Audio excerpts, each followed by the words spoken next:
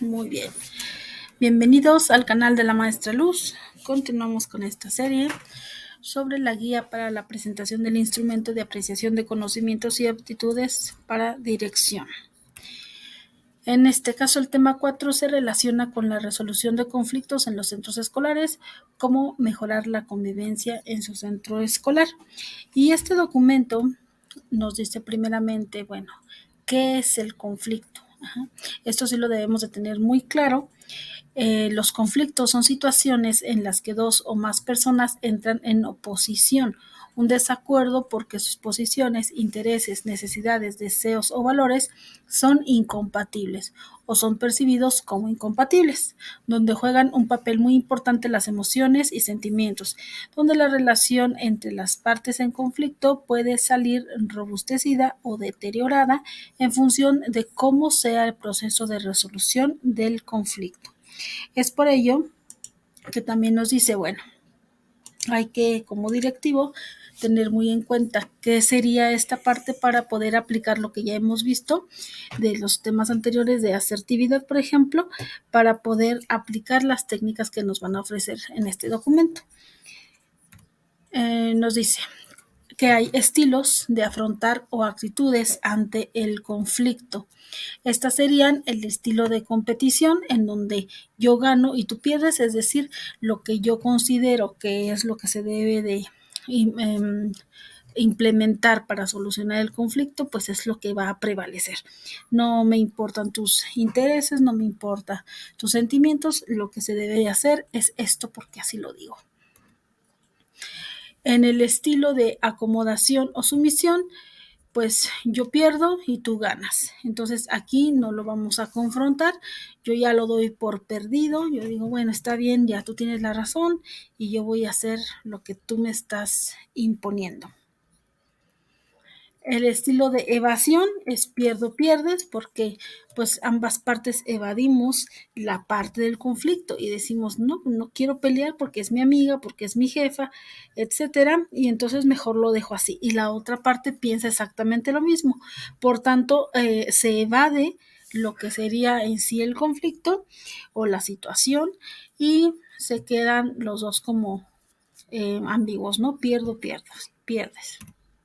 Y el último sería el estilo de cooperación y negociación razonada. En este yo gano y tú ganas. Cada una de las partes que están involucradas en el conflicto va a ceder un poco, es decir, van a comenzar a dialogar, van a comenzar a interactuar de manera razonada, clara, para poder entonces dar cuenta de lo que en sí es la situación, por lo que se generó el conflicto, etcétera. Van a hacer ese análisis y vamos a presentar cuáles son nuestros puntos de vista. No vamos a dejar de lado las necesidades e intereses de cada uno, pero sí vamos a negociar en algunos de los aspectos. Por tanto, pues ambas partes ganan. Las técnicas para la resolución pacífica de conflictos mediante el diálogo y tenemos la técnica de la negociación. La negociación es el proceso que permite transformar los objetivos iniciales de las partes en conflicto en propósitos de mutuo interés a través de la identificación de soluciones que consideren los intereses comunes por medio de una postura intermedia que busque la satisfacción de las partes en conflicto. Para ello debemos de tener unas reglas precisas, una simetría o igualdad de poder, generar diferentes alternativas y nos dicen, puede ser la idea que produzca el mayor beneficio, una intermedia de acuerdo, un acuerdo aceptable y la no aceptable. Hay que mejorar o no deteriorar la relación entre las partes, tener un acuerdo sensato. El acuerdo debe ser durable en un tiempo considerable. Seguimos con las características de la negociación, en donde nos dice que debe de ser cooperativa y debe de evitar esta postura antagónica, es decir, yo soy quien gano y tú eres quien pierdes o viceversa. Para iniciar el proceso de negociación ante un conflicto es necesario que las partes involucradas reconozcan las causas y el contexto en que se presenta para poder realmente comprender cuál es el origen de y entonces poder llegar a una solución. Es necesario también que las partes en conflicto tengan una actitud positiva al dialogar. Es por eso que el reconocimiento de la parte de las emociones, yo las puedo identificar en la otra persona y ayudarle para que el proceso sea amigable entre ambas. En ese sentido, se debe evitar ofender o amenazar a la persona, porque ya iniciado eso, pues entonces la otra persona va a estar a la defensiva y puede llegar a generar algún tipo de conflicto mayor. También nos dice que hay unas técnicas de soporte que sería la escucha activa y el pensamiento crítico. Y los beneficios, pues sería la mejora de las relaciones interpersonales, favorece y mejora la comunicación, permite la expresión de emociones y sentimientos de forma asertiva, promueve el aprender a hacer valer los derechos propios, favorece el pensamiento creativo, fortalece valores como la colaboración, justicia, equidad, respeto y tolerancia, facilita el desarrollo óptimo e integral de las personas. La otra técnica que nos presenta es la mediación. La mediación es un proceso que busca la resolución del conflicto de manera pacífica y mediante acuerdos.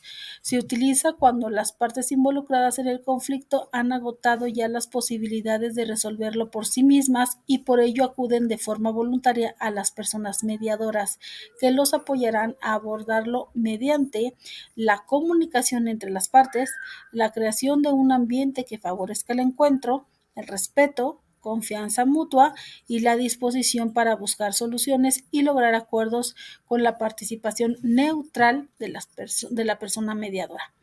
El rol del mediador debe ser una figura que es fundamental para que se pueda llevar a cabo este ejercicio, pero siempre debe ser imparcial y neutral.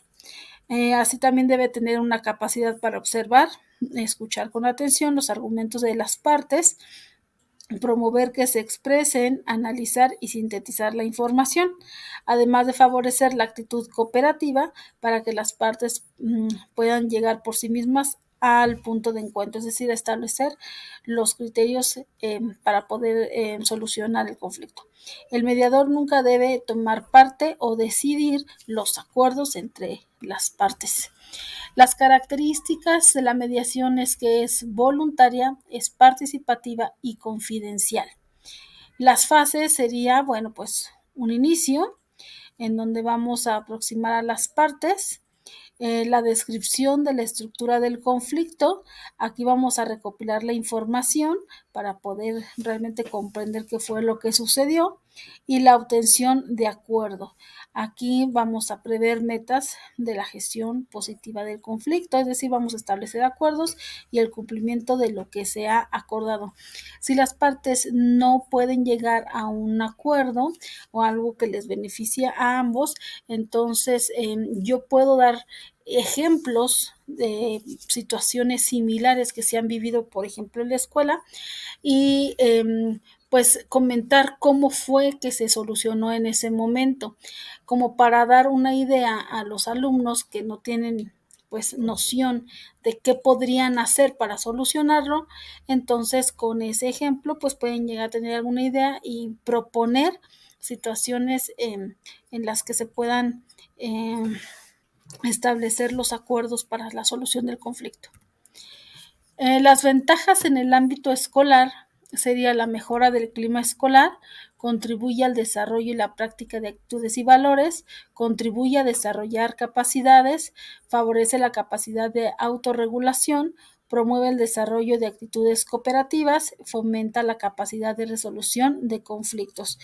Puede realizarse entre pares o con la participación de una persona adulta. Para esto, pues hay que estar trabajando con este ejercicio para que los pares puedan ellos establecer ese proceso que debemos de realizar para poder implementar esta técnica de manera adecuada.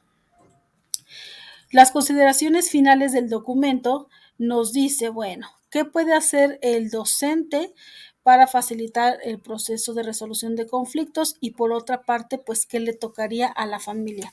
En el caso de los docentes es el manejo de técnicas y estrategias para la resolución de conflictos, como las que nos mencionaron aquí, conocimiento del grupo, conocer el contexto y normas de convivencia, adaptar de manera flexible y creativa las técnicas y herramientas, habilidades comunicativas, analíticas y orientadoras, escuchar sin juzgar, no brindar una respuesta, sino buscar soluciones entre las partes del conflicto, promover que los involucrados se acerquen a un entendimiento común. Por parte de la familia sería realizar alianza entre familia y escuela para que obviamente vayan en un mismo sentido, esta parte de los valores y las prácticas educativas puedan compenetrarse, ¿no? Fomentar la autoestima y la confianza, tener en cuenta los diferentes puntos de vista, desarrollar estrategias de escucha activa y empatía, fomentar la cultura de colaboración y promover el juicio crítico dentro del rol familiar. Finalmente nos muestran este esquemita que es una guía para facilitar el análisis y sería, bueno, que entre las personas, quiénes están involucradas y de qué manera, cuáles son sus bases de poder y o influencia, qué percepción tiene del conflicto, cómo les afecta, cuáles son las emociones o sentimientos que predominan y si existe algún tipo de alianza.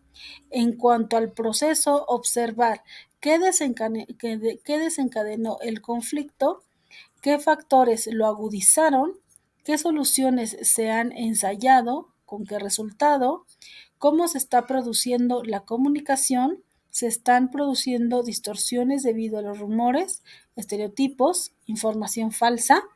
En cuanto al problema, cuáles son los intereses y necesidades de cada parte, analizar los recursos existentes que pueden utilizarse, personas que pueden ser constructivas, que serían los mediadores, intereses y necesidades no excluyentes y las ofertas que están dispuestos a hacer para poder darle una solución.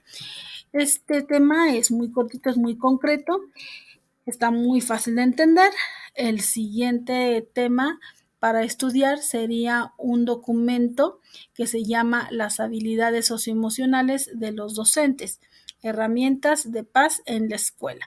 Si quieres los materiales así escritos para darle una estudiadita más a fondo, mándame por favor un correo electrónico a la maestra.luz722@gmail.com para compartirlo contigo.